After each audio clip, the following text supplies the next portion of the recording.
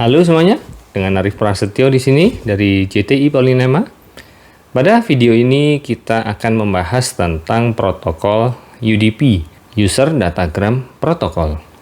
Protokol UDP merupakan salah satu protokol lapisan transport yang cukup sederhana, tapi masih menyediakan fungsi-fungsi dasar dari lapisan transport. UDP memiliki overhead yang jauh lebih rendah dibanding dengan protokol TCP, karena dia merupakan protokol yang sifatnya connectionless protokol, alias tidak membentuk koneksi antara host-host yang saling bertukar data atau saling mengirim data. Dia tidak menyediakan mekanisme retransmisi, alias dia tidak bisa mengirim ulang data yang hilang, sehingga dia juga nggak butuh sequence number.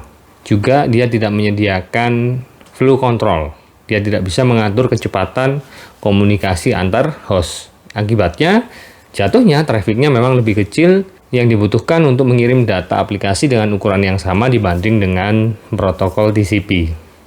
Nah, jadi siapa yang mau pakai ini protokol? Jadi walaupun traffic UDP ini terbilang kecil di dalam jaringan, masih ada protokol-protokol inti dari lapisan aplikasi yang menggunakan protokol UDP.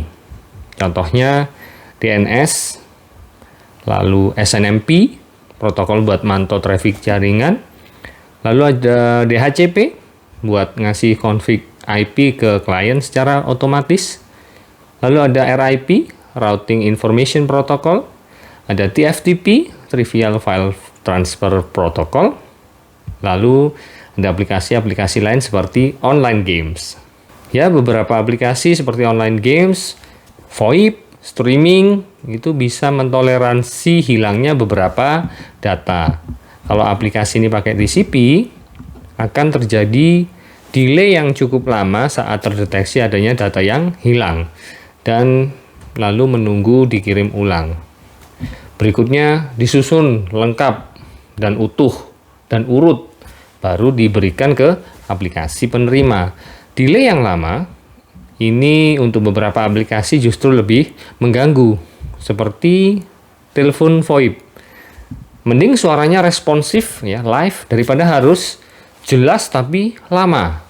Kalau disuruh milih, kita lebih suka berkomunikasi tanpa jeda daripada harus jelas sekali dalam bicara lewat telepon, via jaringan seperti WA call, dan lain sebagainya.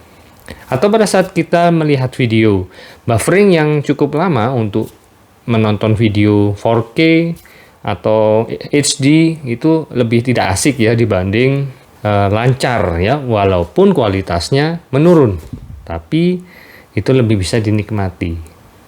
Nah, UDP bersifat connectionless dan unreliable atau tidak handal jika dibanding dengan protokol TCP. UDP tidak membangun koneksi host to host sebelum mengirimkan potongan-potongan data atau datagram, sebutan potongan data di dalam protokol UDP. Jadi nggak bikin sesi, tidak ada koneksi. Saat aplikasi mau kirim data, dia langsung kirimkan data. As simple as that. Potongan-potongan data yang dikirimkan UDP bisa melewati jalan yang berbeda sepanjang jaringan dari sumber ke tujuan. Sampainya pun bisa di waktu yang berbeda juga, sehingga kondisi data itu yang sampai bisa urutannya berbeda dengan saat data itu dikirimkan. UDP akan merakit data yang sampai apa adanya, sesuai urutan yang diterimanya, lalu akan diserahkan ke lapisan aplikasi. Kalau urutan data itu penting bagi aplikasi, aplikasilah yang akan mengatur, memberitahu bagaimana cara mengidentifikasi data dan bagaimana data seharusnya diproses. Proses server pada UDP. Pada UDP, aplikasi server juga ditandai menggunakan nomor port, well-known ports atau register port. Saat aplikasi server berjalan, dia akan menerima data yang sesuai dengan nomor portnya. Contohnya DNS menggunakan port 53, Radius menggunakan port 1812. Klien yang mau membuat request harus menggunakan destination port sesuai dengan aplikasi yang dituju. Penggunaan destination port di sisi klien juga sama dengan penggunaan port di protokol TCP, yaitu menggunakan nomor port secara random yang diambil dari nomor dynamic ports yang tidak sedang digunakan alias bisa dipakai. Klien 1 contohnya ingin mengakses DNS ya. Kalau kita lihat pada gambar, klien 2 ingin mengakses radius untuk melakukan autentikasi. Maka masing-masing akan membuat request dengan menggunakan nomor port tujuan yang sesuai. Klien 1 menggunakan destination port 53 untuk DNS server. Klien 2 menggunakan destination port 1812 untuk server radius.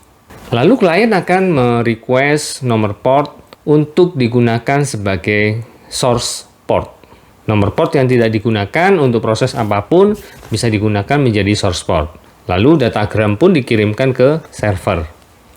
Nah, apabila server sudah menerima request dari klien, maka server akan merespon dengan menggunakan source port dari request si klien untuk dijadikan destination portnya.